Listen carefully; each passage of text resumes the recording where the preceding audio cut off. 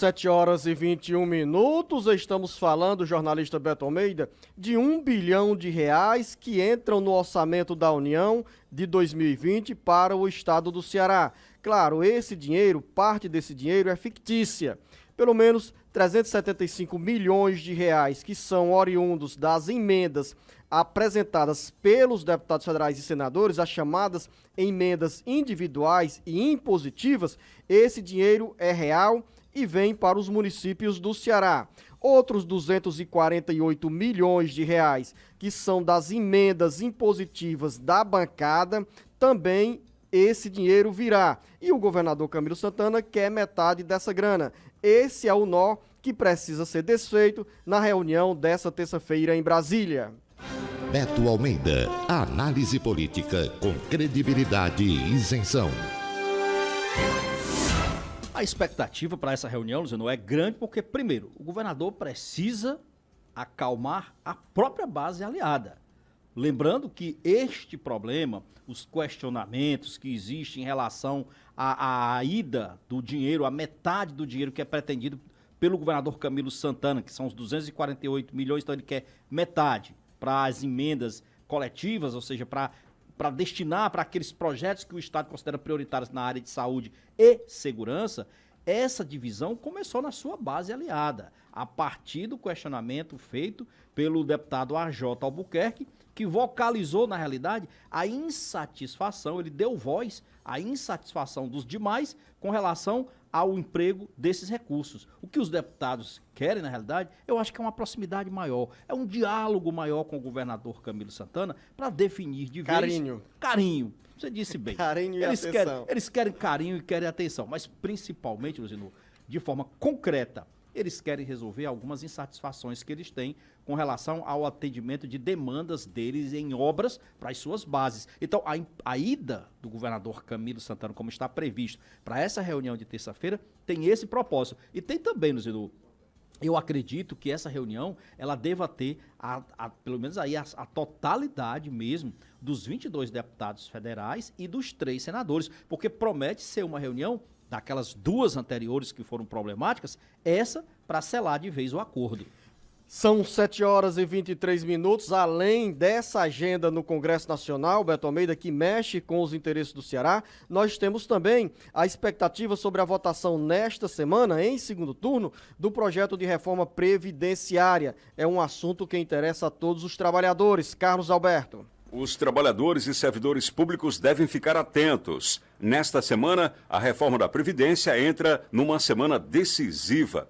O plenário deve finalizar o texto principal da reforma da Previdência, com a votação em segundo turno da PEC 06. Os senadores participam das 2 últimas sessões de discussão do texto final nesta terça-feira e quarta-feira. Se for cumprido o calendário, a PEC estará pronta para votação em segundo turno na própria quarta-feira. A principal medida da reforma é a fixação de uma idade mínima de 65 anos para homens e 62 anos para as mulheres para a aposentadoria, extinguindo a aposentadoria por tempo de contribuição.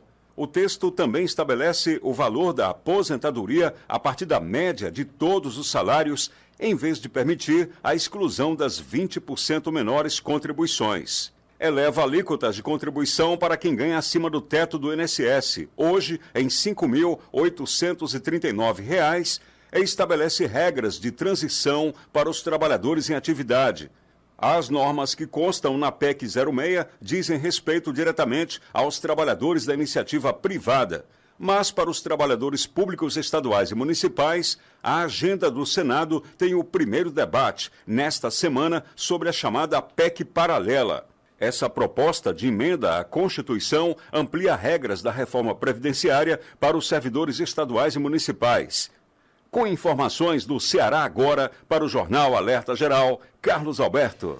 O cenário nesse momento, jornalista Beto Almeida, é de tranquilidade aparente para a votação em segundo turno da reforma previdenciária. Após uma semana com pouco avanço da discussão e do debate, também da votação da PEC que disciplina novas regras para os trabalhadores se aposentarem, e após um final de semana de bênçãos no Vaticano, com a canonização de Irmã Dulce, Dulce, muitos senadores voltam ao plenário nesta semana, dispostos com o coração mais brando a avançar nessa reforma previdenciária. Você colocou exatamente o ponto principal agora. Quando os senadores retornarem da viagem a Roma. Eles estiveram lá para a canonização da irmã Dulce, Luzenu. Mas quem é que garante que eles chegam mesmo hoje? E que amanhã vão estar no plenário do Senado para dar quórum suficiente para começar a contar, por exemplo, o prazo das 2 sessões que restam. Se tudo der certo dentro desse prazo, se os senadores retornarem a tempo dessa viagem, se eles estiverem presentes realmente no plenário da casa, a gente vai ter sessão na terça e na quarta, que é exatamente as 2 sessões de que restam para contar aquele prazo do interstício de 3 sessões para que a matéria vá para votação em segundo turno. Se isso acontecer dentro desse script, pode, aí o verbo está na condicional ainda, pode ser que a votação consiga ocorrer na quarta ou quinta. Mas apenas o próprio uma líder do observação, governo... Beto Almeida, nós temos 81 senadores, né?